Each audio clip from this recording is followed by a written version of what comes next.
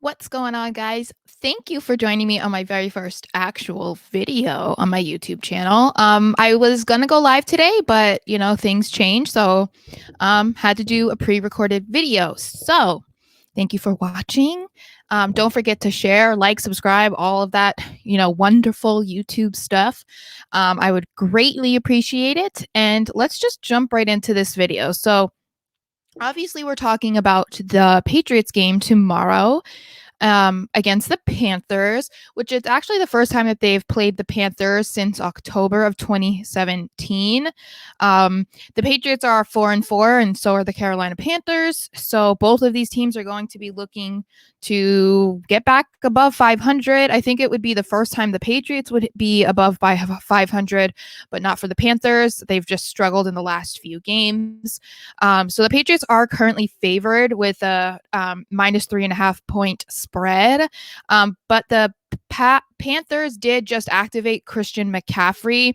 And he's expected to play tomorrow. Obviously, he's missed, I think, 5 games due to an injury. So that makes things a little bit more interesting because we didn't find out until today, actually, that he would probably be playing. And as far as Sam Darnold goes, he's still questionable. I guess that he cleared concussion protocol, but he's dealing with a shoulder injury. So he's still questionable, but I think that he'll probably end up playing. I would assume with just, putting the news out today that they were pretty confident, I guess, with him. I would assume that he's probably going to be playing. The Patriots didn't rule out anybody, which is awesome. Probably like one of the first weeks that hasn't happened this season. And JC Jackson will be playing tomorrow that's what it's looking like right now. He did miss 2 games of practice, but he returned yesterday. He missed games with an illness. They didn't say what it was, but hopefully he's okay and good to go. There are a handful of players on their injury report that are listed as questionable. But this, again, is something that happens every week. If you're curious who those people are, it is Cody Davis, Jake Bailey, who was just added today, Nick Folk, and N'Keal Harry was added today, and Jonnu Smith. Christian Wilkerson was just elevated to the 53-man roster. So a lot of people believe that he'll probably be playing tomorrow in place of N'Keal Harry. Definitely not a good season so far for N'Keal, starting off on injury, and then he's been back for the past few games, and he's getting 1 or 2 looks a game. He's had some great catches, but, if he's dealing with another injury, that's certainly not in his favor once again. So make sure to check out Christian Wilkerson probably tomorrow. The Patriots, of course, are going on the road, and it's unlikely, I think, maybe if you think that way. They actually have a better road record than they do at home. They're 3-0 on the road, so they are heading into a 2-game winning streak. Obviously, they beat the Jets, and they just beat the Chargers. The Panthers finally broke their 4-game losing streak last week when they beat the Falcons. They had previously lost to the Cowboys, Eagles, Vikings, and the Giants. But like I said, if Darnold does play, he's been struggling.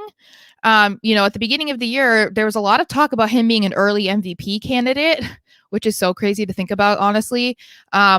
I don't know that we would ever expect Sam Darnold and MVP in the same sentence, but that is how the season started. Obviously, that things have drastically changed. We know the man sees ghosts, so that MVP candidacy talk certainly went away pretty quickly. The big focus of the week, of course, is surrounding Stephon Gilmore playing against the Patriots for the very first time since he was traded to the team just a few weeks ago.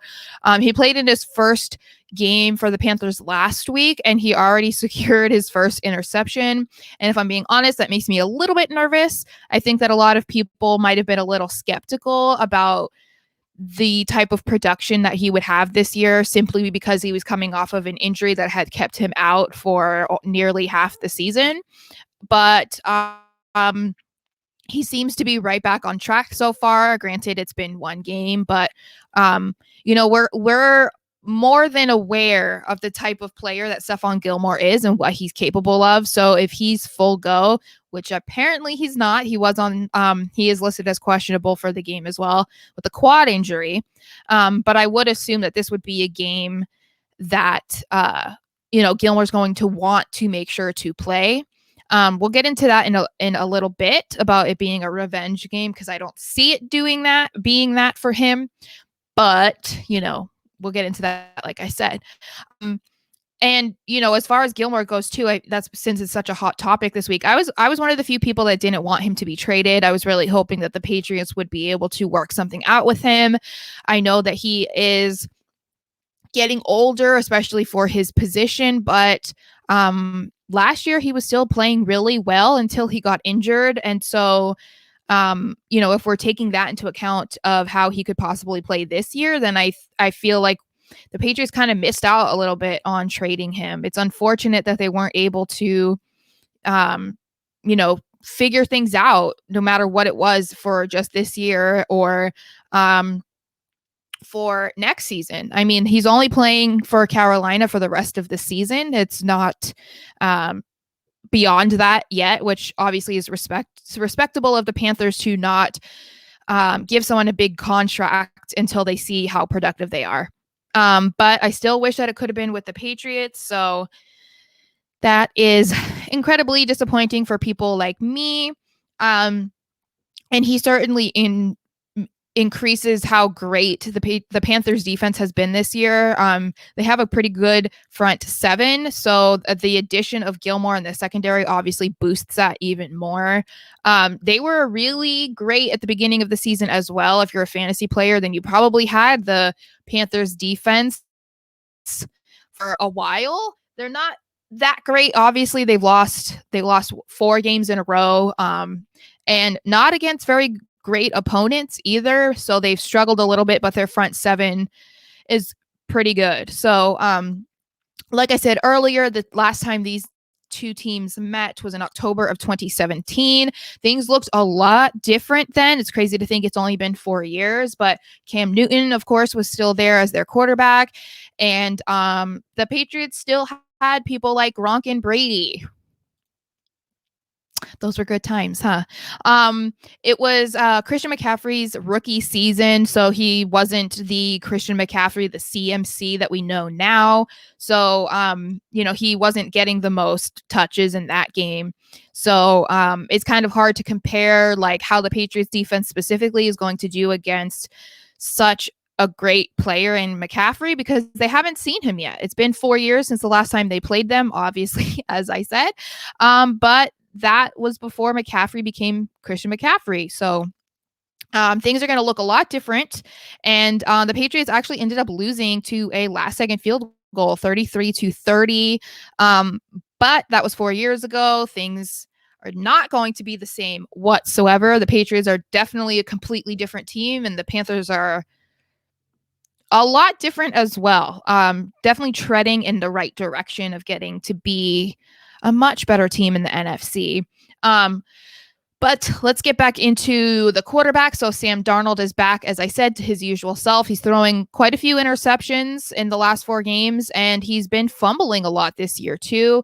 Not all of them were necessarily recovered by the opposing team, but still ball security is an issue for the Panthers just as much as it has been for the Patriots. Fortunately, Mac Jones seems to have gotten better with that in the last few games as far as turning the ball over that way. Hopefully the fumbles will be more so on the Panthers side this week rather than with the Patriots. And as far as the Patriots defense being able to control the Carolinas offense, I really think that they've gotten a lot better this year as far as stopping the run.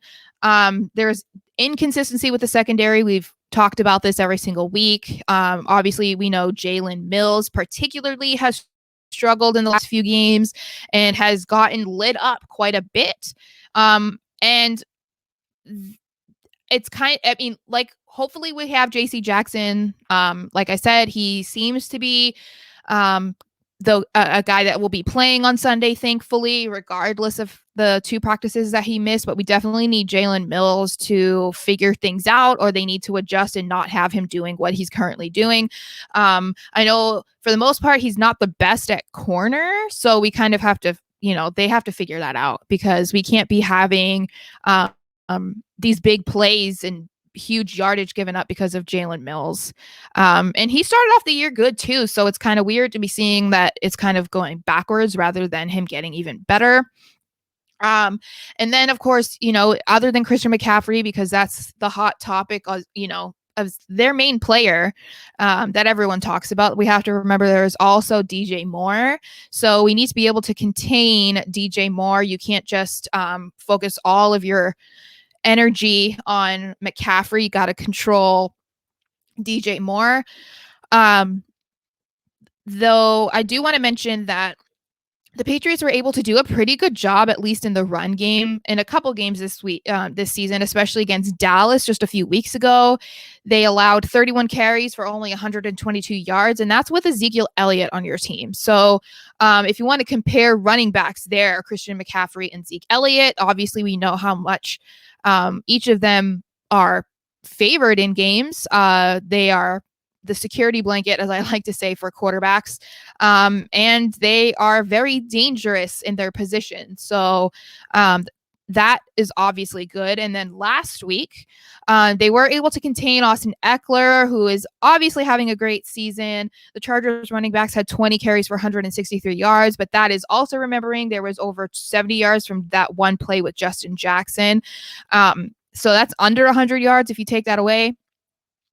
Which is crazy because, again, Eckler is a top running back in the league, not talked about as much as like McCaffrey or a Derrick Henry, but he's certainly having quite the season for himself.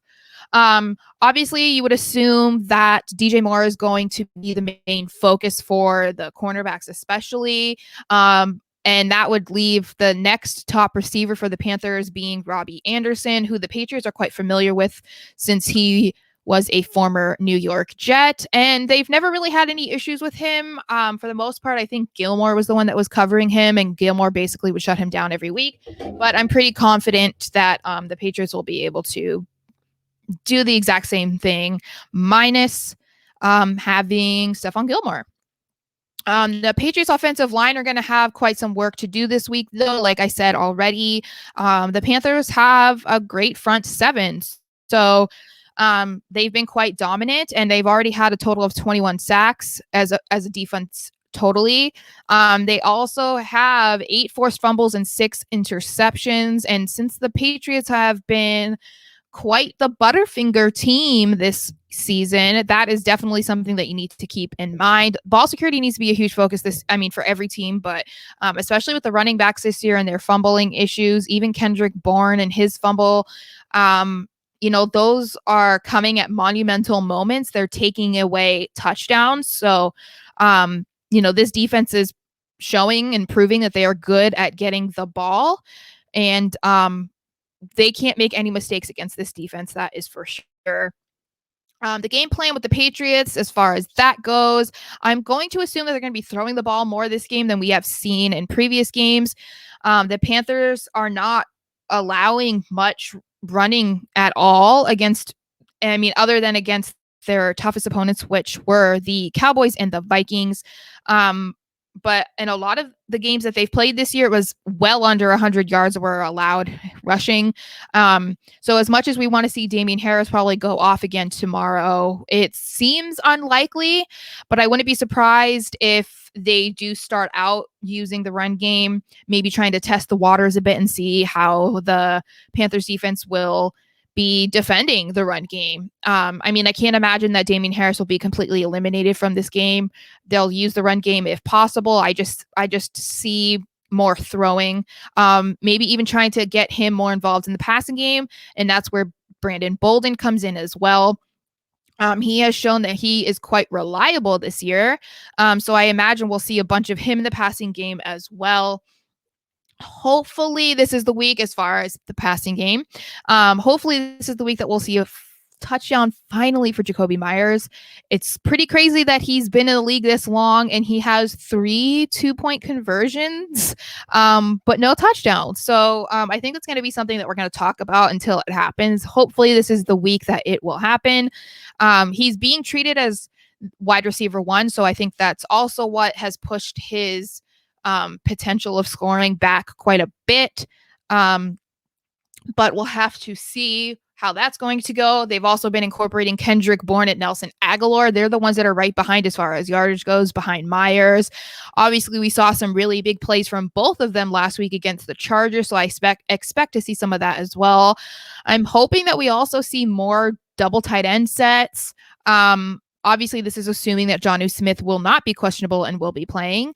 But we've seen how great Hunter Henry can be, but I want to see more double tight end sets, guys. Like, I feel like I say this every week, but you don't sign those 2 guys to only have them block. So I'm hoping that they'll incorporate them a bit more, especially if the run game is not going to be something utilized tomorrow. If it's unable to be utilized tomorrow, we need to be more dominant at the line.